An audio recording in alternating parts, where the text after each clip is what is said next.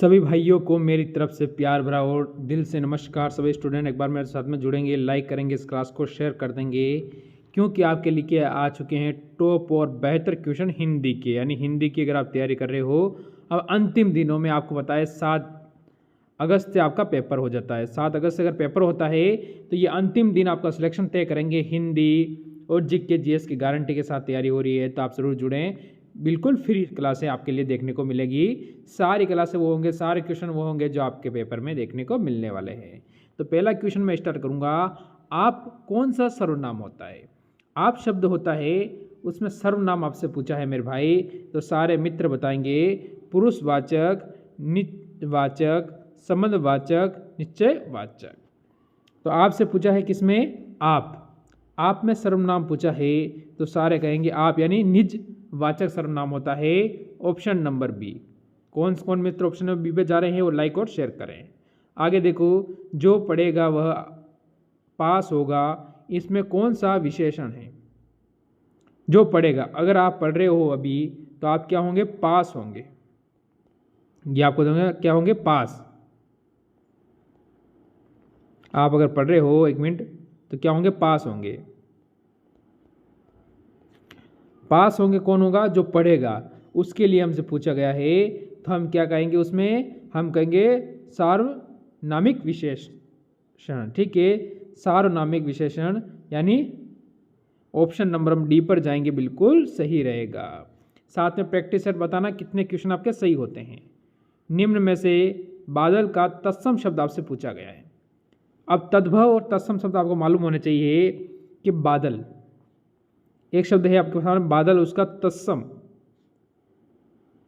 तो तत्सम क्या होगा? वारिद। बादल का तत्सम क्या होता है? वारिद होता है। ना तो मेघ होगा, वन, गण, ये नहीं होंगे, तो आपका वारिद, यानी ऑप्शन नंबर डी पर आप चले जाओगे। आगे बढ़ेंगे सारे स्टूडेंट अगले क्वेश्चन पर। निम्न में से कौन सा द्वंद्व समाज का उदाहरण है? एक द्वंद्व समाज होता है, आपको पता है। इसके हमेशा ज़्यादातर इसका जो उदाहरण होता है वो एक में ये होता है, जैसे कि दिन हीन। तो ये बीच में जो लाइन आती है, हमेशा ज़्यादातर 99% वो क्या होगा? द्वंद्व समास होगा। ये आपको याद रखना है। यही इसका सबसे अच्छा उदाहरण है कि बीच में लाइन आपको देखने को मिलती रहेगी, ऑप्शन नंबर बी। आगे बढ़ो एक और क्वेश्चन की ओर। स्वागत में संधि आपसे पूछा गया है। स्वागत शब्द होता है, आपको पता है। स्वागत, कोई किसी के आगमन पे आप उसका स्वागत करते हो, तो उसमें आपको संधि बताना है कि संधि कौन सी है। तो जल्दी बताएंगे सारे मित्र, इसमें संधि आपकी कौन सी होगी? गुण, व्यंजन, यण, दीर्घ संधि। तो हम क्या कहेंगे कि जो स्वागत शब्द होता है उसमें यण संधि होती है, ऑप्शन नंबर डी बिल्कुल सही रहेगा। आगे बढ़ो एक और क्वेश्चन की ओर। दिगंबर, ठीक है, का संधि विच्छेद क्या होगा? दिगंबर आपसे पूछ रहा है, उसका संधि विच्छेद क्या होगा? तो क्या करेंगे? देखो, आप अगर यहां से करते हो तो मेरे मित्र क्या है, मेरे को कमेंट करके बता सकते हो कि दिगंबर का संधि विच्छेद क्या होता है। बिल्कुल आप कमेंट कर सकते हो। अगर आप तैयारी कर रहे हो तो दिगंबर का संधि विच्छेद मेरे को कमेंट करके बता सकते हो। अगला क्वेश्चन देखो, जिस पर अभियोग लगाया गया हो उसे क्या कहा जाता है? अभियोग लगाया गया हो उसे क्या कहा जाता है? जिसके ऊपर, जिस पर, तो आप क्या कहोगे? अभियोग, यानी अभियुक्त। तो प्रतिवादी, अभियुक्त, अभियोगी, गुनहगार। आप क्या कहोगे यहाँ से? तो आप सभी स्टूडेंट कहोगे कि यहाँ से मेरे सारे भाई आपको अभियुक्त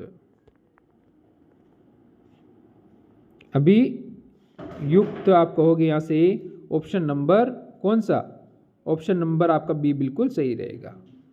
ये आपको ध्यान रखना है। आगे बढ़ो। नरोत्तम में कौन सा समास है? नरोत्तम है शब्द है, नरोत्तम में समास कौन सा है? समास आप देखो अभी क्या कह रहा है यहाँ से, द्वंद्व, तत्पुरुष, अभिभाव या कर्मधार। यहाँ से आपका समास कौन सा होगा, समास के बारे में आपसे पूछा है, तो सारे स्टूडेंट यहाँ से अपना उत्तर क्या देंगे। तो मैं बता दूं सारे स्टूडेंट को, यहाँ से ऑप्शन नंबर बी अगर जो दे रहा है बिल्कुल सही है, तत्पुरुष समास यहाँ पर बिल्कुल सही रहेगा। आगे बढ़ो, निम्नलिखित शब्द में किस शब्द में उपसर्ग नहीं है। उपसर्ग है वो नहीं है, ऐसा कौन सा शब्द में है जिसमें उपसर्ग नहीं है। आपको बताए 6 दिन, यानी आपके हर 6 दिन में एक पेपर होगा, ये भी आपको ध्यान रखना है। तो आप क्या कहोगे, 6 पारियों में होंगे आपके पेपर, बिहार पुलिस के। ओढ़ना या अपवाद, पराजय, प्रभाव, ओढ़ना, ऑप्शन नंबर डी यहाँ से एकदम सही रहेगा। ठीक है, प्रत्येक किस शब्द के में लगता है, ये आपसे पूछा है। प्रत्यय शब्द के, आपको पता है जब प्रत्यय लगता है, प्रत्यय किस शब्द के लगता है, यानी आपको बताना है। यहाँ से इसने कहा है भाई, अब आप वो मत समझना क्या सर प्रत्यय तो हर शब्द में पीछे होते ही होता है, नहीं, क्वेश्चन कह रहा है प्रत्यय किस शब्द के लगता है, यानी आप यहाँ कहोगे आगे लगता है, पीछे लगता है, आगे और पीछे दोनों लगता है, कहीं भी लग सकता है, ये आपसे पूछा है। क्वेश्चन कैसे पढ़ा है वो आप देखोगे तो कहीं नहीं होगा, आगे पीछे दोनों नहीं होगा, आगे नहीं होगा, आप कहोगे कि सर प्रत्यय पीछे लगता है, प्रत्यय कहाँ लगता है, पीछे लगता है, ऑप्शन नंबर बी। आगे बढ़ो। ठीक है, अगला क्वेश्चन आपसे कह रहा है शाश्वत का विलोम आपसे पूछा है, विलोम शब्द आपसे पूछ लिया गया है, अब विलोम आपको बताना है।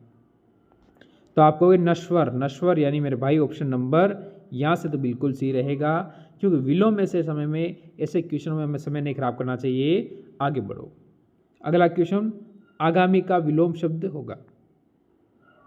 आगामी यानी आने वाला, तो भविष्य कैसे होगा, आगामी पहले ही बोल रहा है तो भविष्य नहीं हो सकता है। अतीत बीता हुआ, विगत तीव्रगामी, तो देखो आगामी का तीव्रगामी पे आप कैसे जाओगे, तो यहाँ से मेरे स्टूडेंट जो भी सोचेगा वो गएगा विगत कहेगा तो ऑप्शन नंबर सी पर चला जाएगा, बिल्कुल सही है।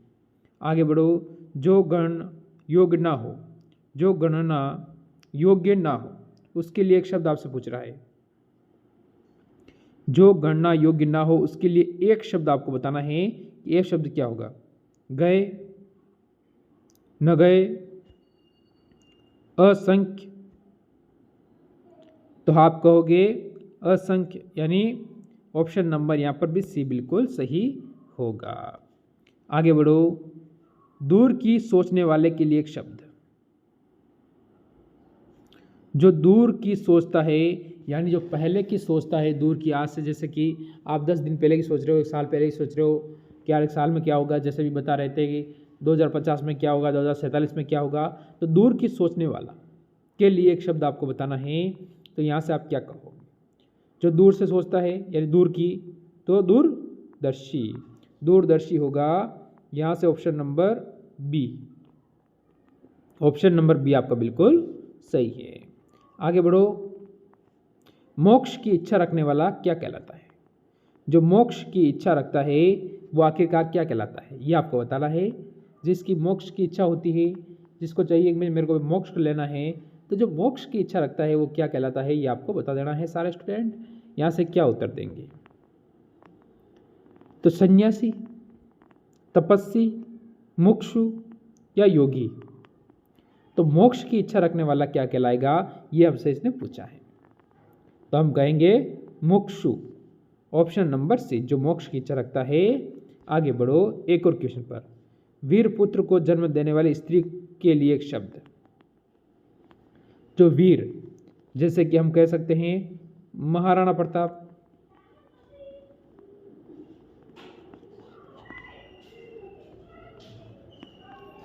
महाराणा प्रताप, तो एक वीर पुरुष को तो जन्म दिया था ना, भगत सिंह, इसके लिए आपसे पूछा गया है। तो वसुंधरा, माता, जननी, वीर परशु, यानी ऑप्शन नंबर, यहाँ से आप डी बिल्कुल सही दोगे। अब अगला क्वेश्चन आपके सामने आया है, कहता है माता ठनकना का अर्थ क्या होता है।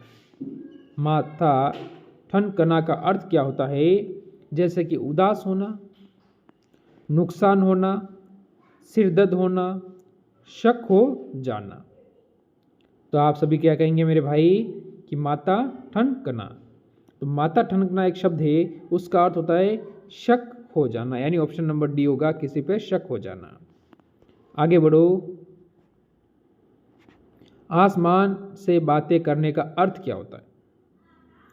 आसमान से जो बातें करता है उसका अर्थ क्या है। पागल हो जाना, ये तो कोई नहीं होता। तेज दौड़ना नहीं होगा। बहुत ऊंचा होना हो सकता है।